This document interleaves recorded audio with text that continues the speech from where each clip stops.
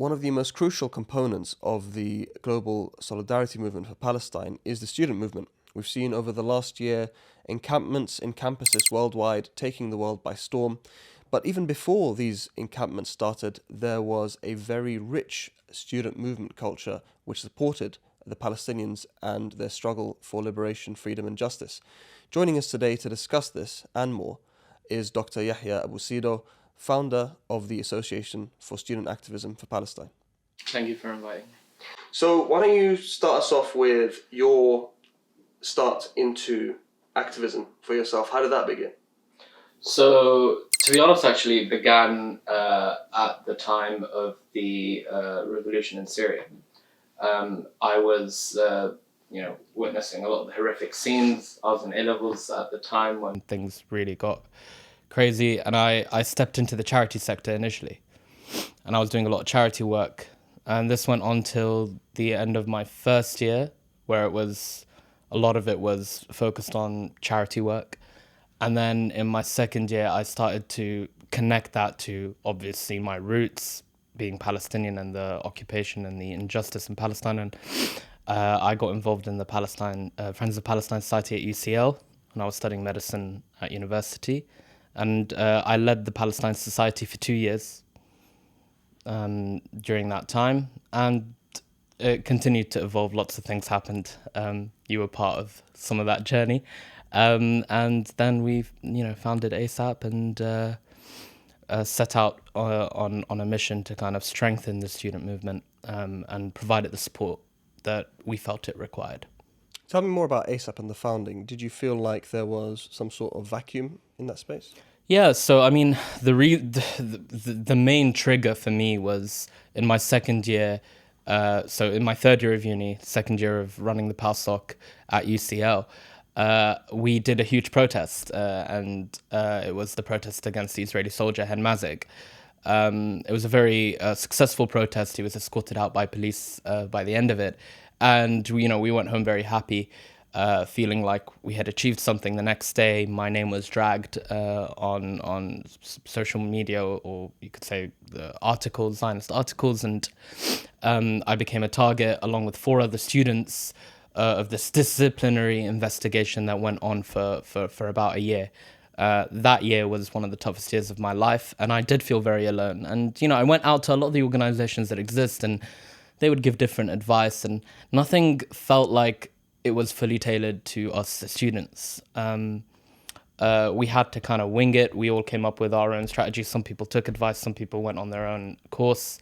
I went on my own course, and that was a non-apologetic course, non-apologetic narrative during the disciplinary hearing. All the charges, all the allegations were dropped, and I was able to continue my degree. But then following that, literally from my 4th year of university onwards, we set out to create the Association for Student Activism for Palestine to help PalSocs with, the most basic things like their constitution, how to design a poster, what kind of events you should be focused on, how to work with one another. If you don't have a PalSoc, how to make one, and what kind of campaigns to run on your campus specific to your university and the ties it has to the Israeli occupation. And would you say you helped a lot of Palestinian student activists or pro-Palestinian student activists create pro-Palestine societies on their campuses? Yes. So right now we have over 43 Palestine Society campuses that are linked to the Association of Student Activism for Palestine. We've helped set up quite a few. And this was stuff that we were doing even as the UCL Friends of Palestine Society. I remember when early on we helped Brunel set up their PalSoc. We helped Queen Mary, which is why Queen Mary is still called, I think, Friends of Palestine Society.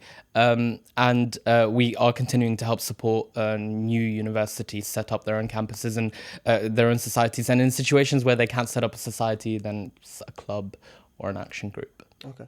Tell me more about the activism that we saw from students prior to the 7th of October and the activism we see today. What are the differences between those two? I think one of the main differences is, before the 7th of October, there was a huge focus on spreading awareness. People don't know what's happening in Palestine. People don't know what's happening in Gaza or the West Bank. People don't understand or can fully comprehend the injustice that the Palestinian people are facing. After October the 7th, that was difficult. It was difficult to kind of justify that people don't know, because everyone could see it. Everyone could see the genocide. Everyone could see babies being shot, children being sniped in the head. Everyone could see that there was specific targeting of civilians and, complete destruction of an entire city. And so since then, the focus has slightly shifted now more onto action, more onto pressure of trying to force complicit universities to cut their ties with the Israeli occupation, be it financial or academic. And what would you say was the difference in the responses you got from universities back before the 7th of October and today? Before the 7th of October, when it comes to UCL specifically, it was a very, freedom of speech. Everyone can say their side. We respect all opinions, whatever. Some universities were a bit more aggressive, and they were quite insensitive. Since then, there has been more clamping down on the students. There was an incident that happened. I'm not going to name the university, but a medical student had posted something on their Instagram story, and it was, if you support this genocide, you are evil. And she was dragged by the university and forced to write a reflection. And I think at my time, I cannot conceive that happening, because we got up to very similar things. We probably said more, clearer things on what's happening in Palestine and the evil and the injustice happening there. And we weren't pulled up on stuff like that. So now they're being a bit more nitpicky. We've had some successes, of course, but, the pressure's still up and there's still a lot of work to do. It's interesting that they would penalize you if you were to be vocal against genocide, but if you support genocide, you've got protections. You're, perfectly safe. You can say what you want. In fact, you're protected. Can you comment on that double standard? That double standard is typically because Zionist students tend to mask their support of the genocide with the typical propaganda that, we don't want to target civilians. It's collateral damage. The aims and objectives is to wipe out the resistance, the have revenge and retribution for what happened on October the 7th. But it's masked with we don't want to target civilians, whereas those standing up against genocide have a better understanding that this is because of an occupation. This is because of a blockade for over 16 years. This is a huge injustice that the Palestinians have faced, and now they're being killed and indiscriminately killed for that. So I think that one of the main reasons is because I think on the Zionist side, they tend to mask their support for the genocide by saying it's not a genocide and saying that, we're not trying to target civilians and it's war, and this is what happens when war takes place. Innocent people are killed.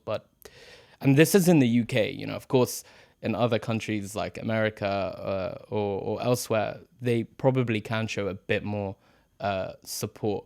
But here, I would like to think here in the UK, if anyone actually vocalized specific support to killing civilians, there would be outrage, even from the most, rational people. Yeah. Speaking of the so-called double standard, at your time at university, there was a lot of press and a lot of controversy around the IHRA definition of anti-Semitism. That's kind of disappeared today. I mean, not necessarily in totality, but it's no longer the main issue we hear from student activism and universities. Could you comment on why that is? Yeah. So during our time, during my time at university, that was one of our focuses. We could see that this definition was going to become a dangerous tool used to actually suppress Palestinian voices and pro-Palestine voices. And so that was our target.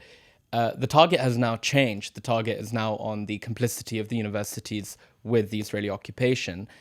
But the IHRA definition still exists and is being used, just as we had predicted, to weaponize, it's been weaponized against pro-Palestine voices. So a lot of the disciplinaries taking place today, wherever they try to pull the card of anti-Semitism, they do use the IHRA definition to say, you can't say that statement about Zionism. because the IHA definition, we've adopted the IHA definition as a university. Most universities have, unfortunately. So it's still relevant, but right now the students aren't saying don't adopt or reject the IHA definition. Right now, the students are focusing on even something bigger, which is the ties of the universities with the Israeli occupation and trying to stop the genocide right now, at least. It's interesting that the universities, which are meant to be centers for learning, for discussion, for debating different ideas, have clamped down on particular ideas which are supposedly unacceptable. Why do you think that is? Why do you think that at a place where you're meant to be learning and exploring and debating which ideas are best, some ideas you just can't discuss whatsoever? So there's probably multiple reasons for that. One of them would be governmental. We remember their stance when it came to Russia. They were very quick to vocalize their support for Ukraine, to rightfully denounce the occupation and the war on the Ukrainian people. But when it came to Palestine, they were silent. They were very one-sided, if anything, towards the Israeli occupation. And I actually spoke to one of the provosts, and I remember asking why that is, and their justification was, it's the government that made us release that statement on Russia, and we didn't actually want to release it. We believe that this is a free space and so on. So the government sometimes dictates what universities need to say, or pressures them to release certain statements for political reasons. And then the other reason, of course, which is maybe bigger, and it's the financial ties. A lot of these universities do have investments that make them complicit, and speaking out against the genocide taking place in Gaza at times makes them even more complicit. It's hypocritical, and so they have to find a way to try and justify their stance, and so they tend to slowly, try and lean on the more the Israeli narrative than it is the Palestinian narrative. Yeah, it's interesting that a lot of the pro-genocide lot claim that these universities are places where people go to get radicalized by the administration, and these universities, they're Marxists and Leninists. But really and truly, these universities, since the time of eugenics, since the time of the attempt to justify colonialism through racism, scientific racism, have always been, and still today seem to be, an arm of the empire. And to me, it doesn't seem like there is, there's a disconnect between what the right wing and the Zionists and the genocide supporters want us to believe and what's actually on the ground. So if this is the case, right, so you go to university, and actually the university administration pushes a pro-empire, pro-genocide position, how is it that so many of these students become so radicalized against genocide? That's a good question. I would like to think that the younger generation is more woke, and they can tell what is right and what is wrong, and they're not influenced by financial gains or financial ties, and so they tend to stand on the side of truth, and seeing that their own money is being used by their administration, university administration, to produce the horrific images and videos that we see on our screens today, they feel moved and mobilize against it. So I think that's why the students do that, and why they're so different to their administration, because they don't want to be complicit either. And this is their way of not being complicit. They have to fight against it. And in terms of the differences between university and activism prior to October 7th and today, what would you say the difference is in the reception of the students, the general population of students in the universities, to Palestine activism? I mean, if you look at the statistics just on the YouGov website, the polling, you'll find that this generation, the age between 18 to 24, today sympathize a lot more with the Palestinian cause than maybe you could say 10 years ago, 7 years ago. And so this has been ongoing for the past 7-8 years, where the proportion of students in that age group tend to be more pro-Palestine, because Israel keeps on committing massacres and genocides, and they have slowly are becoming more and more aware of what is taking place in the West Bank and in Gaza. I see. I'd like to touch a bit about your background. You are from Gaza Yep. initially. Do you have family in Gaza right now? Yes. And how has communication been like for them? It's quite tough. So on my side, I connect via WhatsApp. A lot of the times when things happen, you send them a message, it'll be one tick. You'll wait for a good 5-6 hours, and then it'll be 2 ticks. You wait a couple more hours, and then you get a response. They're It's a very, very tough situation. It's very difficult at times to speak to them and try and fully understand what they're going through, because they're the ones going through it, not us. But we do our best. Over the past year, I did a fundraiser. It seems like I need to do another one because they're still struggling. But it's our main form of communication with them is via WhatsApp, and it's very broken. There's times where we have to wait days for a response. And yeah. Which parts of Gaza are they in now? So a lot of them are in the Deir al-Balah. A lot of them are in Shujaiya. Quite a few of them did get displaced and moved down to Rafah. So kind of scattered all over Gaza. It's both on my father's side and my mother's side of the family. I see. And from your communications with them, what or how rather do they see the world today, being in their current circumstance, seeing the lack of support, material support rather? So it's two-sided. One side, they get really happy when they do see the protests and the millions of people standing out in solidarity with them. It does give them hope. But on the other side, they do feel somewhat also isolated and betrayed, because there isn't enough movement to kind of force aid in, and a lot of them are struggling to live day to day. I remember my cousin telling me that I think it cost over around £100 to just have one meal, like a bit of rice, a bit of meat, a bit of vegetables. £100. And so even when we try and raise money for them and send it to them, there's only so much you can send to support what we have, at least 40 family units in Gaza that are connected with us. And how can you raise enough money to financially support all of them and feed them for a month even, in the midst of a 1+ year conflict, genocide? It's it's really atrocious what they're going through right now. Does the fact that you are from Gaza play into your activism, or is it just generally being a Palestinian? It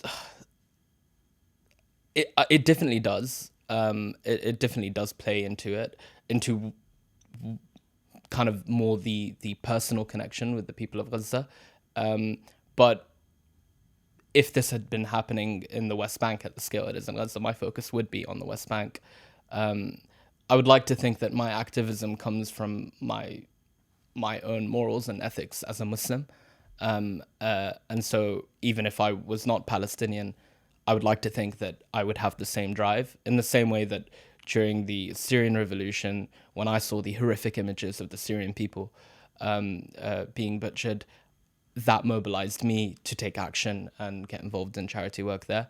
I think it's just a human thing. I hope that most humans would be mobilized when they see these kind of images. Unfortunately, that's not the case, but we're seeing more and more of it happen today. So I would like to think that every human being who sees those horrific scenes would be mobilized. It's not, yes, I'm Ghazawi and I have family in Gaza, and it's a bit more personal to me, and it might make me feel a bit more passionately about the suffering that you see in Gaza, because they're my family. But you don't need to be related to the people you see in Gaza to care about them, just like how it wasn't related to the people in Syria when I was mobilized for the Syrian people. Yeah, it speaks to just humanity in general, just how these images, even if you're not related to someone, you'd want it to stop.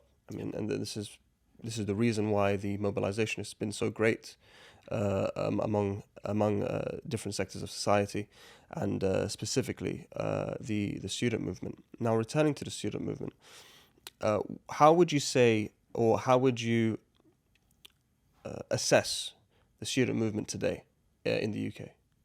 More powerful than it's ever been, Wow.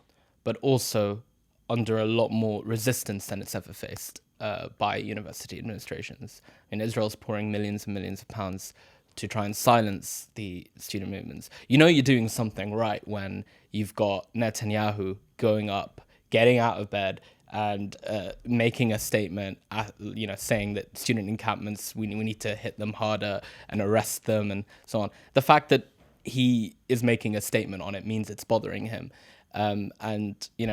Unfortunately, back at my time at UCL, I don't think I was able to do something that got him to make a statement. So we're at a stage where I think the student movement is stronger than it's ever been. And I'm very optimistic for the future, because it's the students who start most of the anti-colonial, anti-oppressive, and anything against injustice. They start these movements and they make them grow like wildfire.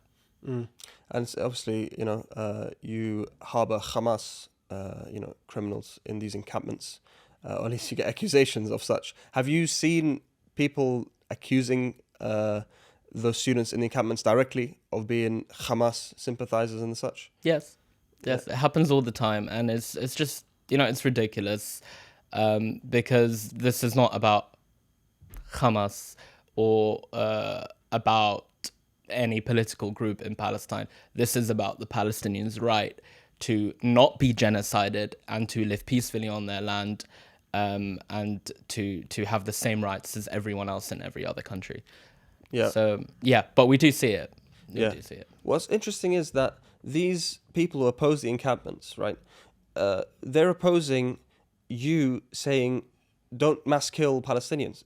It's not like you're saying end Israel now. It's not like you're saying you want the Jews to leave Palestine. All you're saying is, don't kill Palestinians, and their response is, "Oh, this is a threat to everything we stand for, and this is a threat to Jews on campus." Why is their reaction so out of touch with the reality? Because they care about only their interests and their financial ties, and and because of the discourse at that level. Even in the political level, if you see in America, I think one of the senators called them mini Gazas.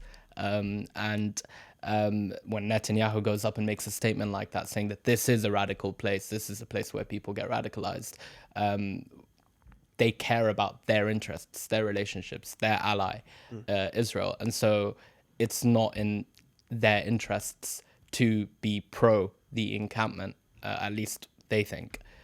It's not in their interests, but in the long run, they will regret this stance. And I can see in 20, 30, who knows, maybe less years, them being proud. We were a university that had an encampment for 100 days. Yeah. We had an encampment for 100. Our students supported liberation of the Palestinian people. They're going to be proud of it one day, and they're going to regret how strict or how anti-encampment, anti-liberation, anti-freedom they were. At that time, but they'll paint it in a way that this historical revisionism exists everywhere. I mean, I think it's Colombia who already has something about how they supported the anti-Vietnam War protesters, and we even see it with the way people paint South African freedom fighters and revolutionaries, and even eugenics. Well, there you go. We were the first to actually accept people of color into our university, for example, or we care them. We were one of the first universities to allow women. We were the first university, and then if you look at their record, they were also probably the most ardent anti that at the beginning, and then they just caved in. But eventually, they'll just have to fall in line with what the people want. Exactly. Hopefully, in terms of encampments, last year, it took the UK by storm. We had encampments all over the UK. ASAP was helping them out, but this semester or this year, it seems to have died down a little bit. Could you comment on that? I wouldn't say died down, but it's a constant evolution. That's what's happening right now in the student movement. There is a constant evolution in the way they take action. So, we've seen more occupations of buildings. We've seen more disruptive actions taking place, more rogue actions at the universities. The problem now with encampments is a lot of them have, some of the universities have obtained these orders which basically state that you're not allowed to set up tents in any part of the university. And so the second attempt will come up, the students will be arrested and charged for trespassing. So there is now an evolution in the way that they're doing it, and innovative ways to take action, and still give the same disruption. Encampments were important and can still happen at a lot of universities, but a lot of universities have now, because there's specific orders in place, thought about more innovative ways of taking action and trying to pressure their administration to cut ties. Yeah, there's been lawsuits and there's been even arrests in some cases. Could you comment on that? I can't comment too much, but we have seen a lot of students get arrested recently because they have decided to take further action against ties with Israel, and it seems that the government is really upping the pressure and trying to really silence all action for Palestine. The thing that confuses me a lot when it comes to this is that there is literally, if we're talking legality, there is now a legal basis for all of this action, thanks to the International Criminal Court issuing arrest warrants for Netanyahu and Yoav Gallant. So I think there is a legal basis to fight these cases, and it's going to be ongoing. But it doesn't make sense to me why the government would protect something at this stage that is now, clearly against international law. Yeah, I mean, even before the International Criminal Court arrest warrants, just UK law would supposedly prohibit the UK from arming a genocidal state. Yeah. Yet this goes to show that the UK would prefer to commit genocide. I use that word. I don't use that word lightly, because I do believe they're not just complicit, but they're actively committing genocide, especially with the spy planes that they're using, which aid Israel's bombing efforts. But they would prefer to commit genocide than to uphold their own laws, especially when it comes to students in the UK trying to uphold the laws for them, saying, okay, you don't want to uphold the laws, we're going to uphold them for you, we're going to stop the arming. But it's really quite bizarre. It seems to me that we live in a very, very bizarre time in which these people continue to tell us or lecture us about human rights, especially when it comes to Ukraine, and then at the same time, literally aiding a genocide. I think one thing to really would be useful for us to understand is that a lot of the times we do get confused, right? We think America and the UK, for example, why go through all of this struggle to aid an ally in committing something that is a genocide? Why go through all of this struggle? And I think one thing to really remember is that colonization never ended, and Israel is the UK. Israel is the United States of America. It is an extension of that colony, of that empire. They see Israel as an extension of their countries and of their ideology. And so probably one of the reasons why they support it without any questions. And, speaking of colonies and empire, we always hear about Iran's proxies in the region, right? Whether it's Ansarullah, Hezbollah, etc. They're Iran's proxies. But it's never America's proxies. When in reality, Israel is an American proxy, and I would even contend that the UK is an American proxy. We've seen these marches multiple times throughout the year, over the last year, hundreds of thousands of people. The polls always say that we want an end to the genocide and the UK's complicity, and yet the UK toes Washington's line and doesn't go in its own direction. Working within that space where you're not necessarily in the imperial core, but you're in kind of the peripheries of the empire. What's that like in this day and age? I mean, that would probably more applicable question to the students at the front line who have to face the impacts of them going up against the entire system, and the arrests and the disciplinary actions and so on. But just, from my experience, it's tough because, you're fighting an uphill battle. But one thing that, I remind myself and all of the students that we work with is that no matter how tough it gets, no matter how difficult it gets, we're still privileged. We're still in a much better place than our brothers and sisters in Gaza, in the West Bank, who have to endure this occupation and more injustice than we'll ever face here in the UK and America. But it is tough, and it feels at times that the work that you do is not having any impact because you feel like, what's the point? I can't change anything. But I can assure you and promise you that the past year alone has seen a huge impact, not just at a university level, but because of the university activism, at a global level, at a national level, at a corporate level. And I've seen that with my own eyes on multiple occasions. Now, you're a doctor, medical doctor. How does your activism affect your work, if at all? I'm very vocal, and I will never silence myself. And this is something I've always tried to what's the word I'm looking for here? Tried to instill in a lot of the students is that no matter what, you always be true to yourself, and you just need to find ways to say things in a way that they cannot be perceived as anti-Semitic or anti justice. But essentially, from my experience, people have been quite receptive, especially in the health sector. A lot of doctors, a lot of nurses, a lot of my colleagues, they do sympathize with the Palestinian cause, because a lot of the people in those spaces who care for humans, they care about human life. They value human life. When they see hospitals being bombed 24/7, where nearly every single hospital in Gaza has been bombed, they know it's wrong.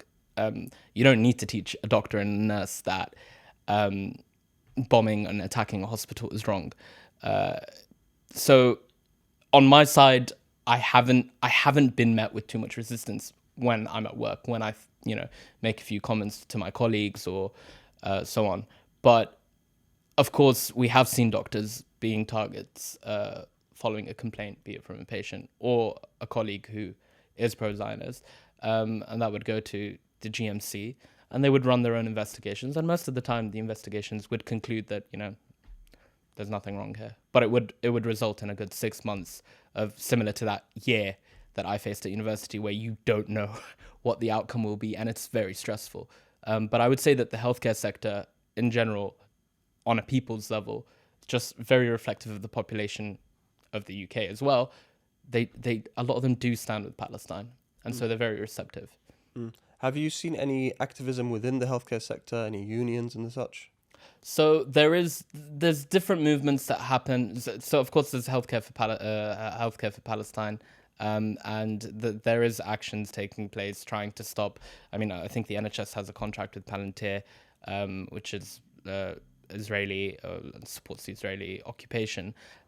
So there are definitely actions being taking place there. I'm actually not that involved in those specific campaigns because my focus when I'm not at work tends to be on the student movement. But I know there's a lot of work taking place on that front. And we've seen a lot of British Palestinian doctors make their way to Gaza, especially early on, such as Dr. Yahya Abu-Seido and such. Have you tried to do the same? Yep. And what was the outcome of that? So I tried in different ways. And one of the ways that I tried was through Dr. Swian. She went to Egypt. And the plan was that I was going to go with her. She told me to wait, and she tried to secure access into Gaza via an Egyptian charity, but that didn't work. They sent her home, unfortunately. And then the other time I tried through a proper organization, I was told that I had to be ST5 or above, surgical training year 5 or above. I was too junior. So I think they're looking for more specialized doctors. But I mean, that for me was one of the biggest reasons why I turned away from, because I took a profession change. I changed professions after finishing my foundation years. I left medicine and I worked in the corporate sector as a consultant. And one of the things that mobilized me to return imminently to the profession that I deeply care about, which is medicine, was this. I felt helpless. I felt like I had to be there, and I can't be there. Talk to us a little bit about Dr. Sweet. I mean, I've known you for a few years, and she's always come up in conversations, and I know she's done a few events which you've organized. Tell us about your relationship with her and what kind of effect she's had on you. Dr. Sweet is like a mentor to me. I love her to bits. She's honestly, she was one of the first events I attended at university were one of hers. And every time I hear her talk about, she was a witness to the Srebrenica genocide. She was there. And every time I hear her story, I can't help but, tear up, because it's a very touching story and it's a horrific thing that she had to witness. And I always look to her. She's one of my biggest inspirations, honestly. And I deeply care about her. And in terms of doctors who have gone, I'm sure you've interacted with them, a few of them.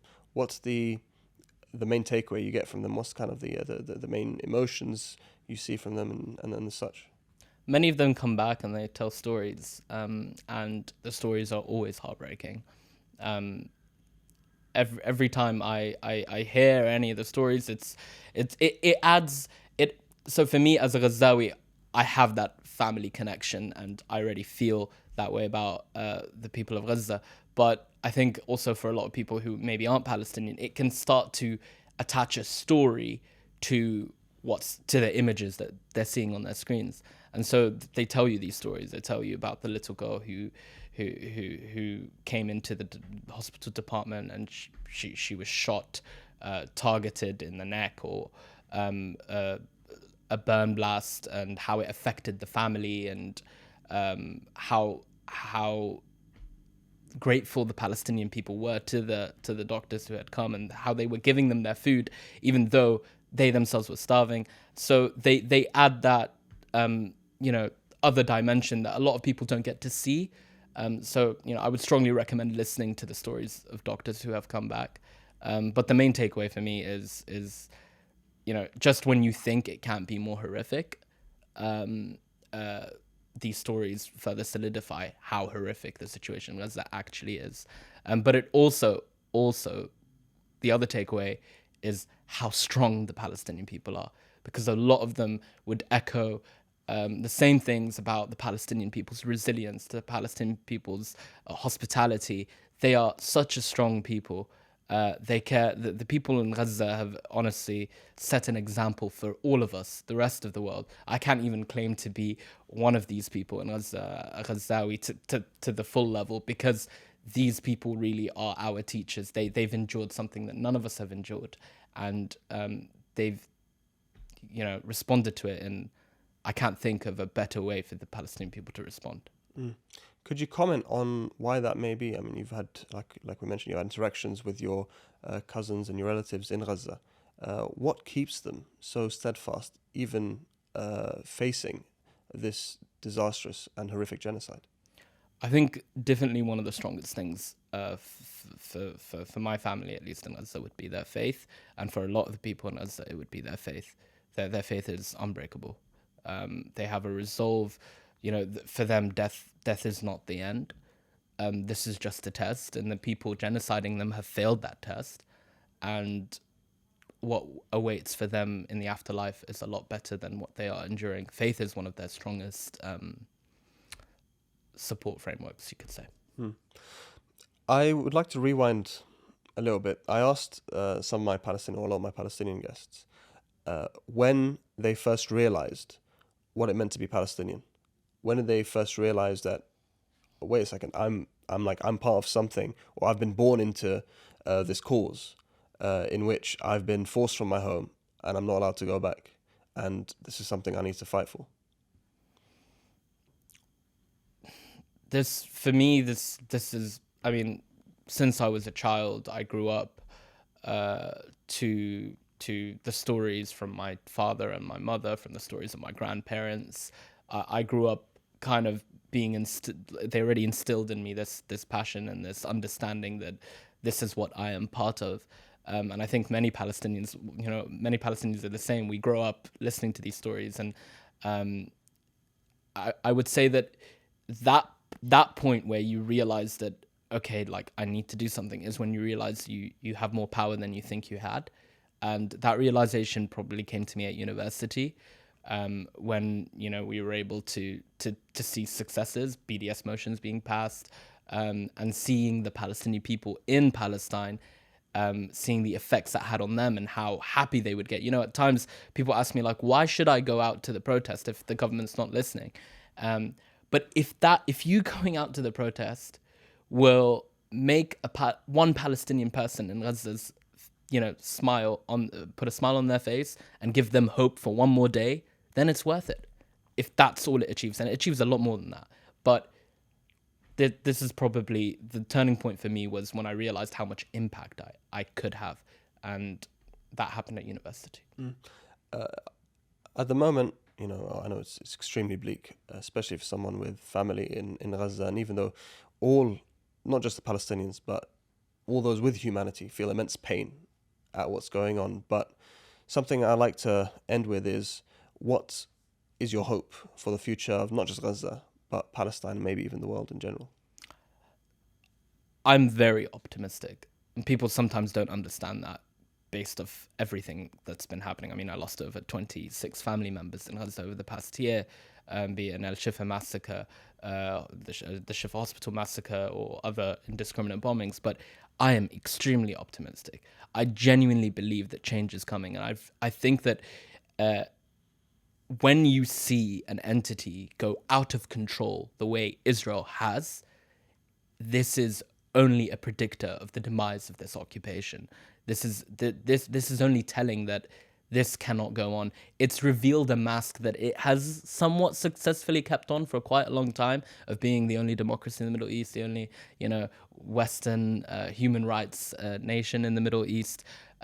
It's taken that mask off proudly in the past year, and I think the world has seen Israel's actions for what they are: genocidal. And I think that in the coming years, we will see radical change. We will see more and more isolation of the state of Israel, until freedom and liberty is achieved for the Palestinian people. And we've seen that with, just very recently, I think Puma did not renew its contract with the Israeli Football Association, and in return, the Israeli Football Association replaced them with a very small Italian company. Israel will continue to be isolated in the coming years for what has happened, and this will not stop until the occupation ends and the Palestinian people are free. Dr. Yahya, thank you for joining us today. It's been a pleasure. Thank you, Faris. Thank you for having me on.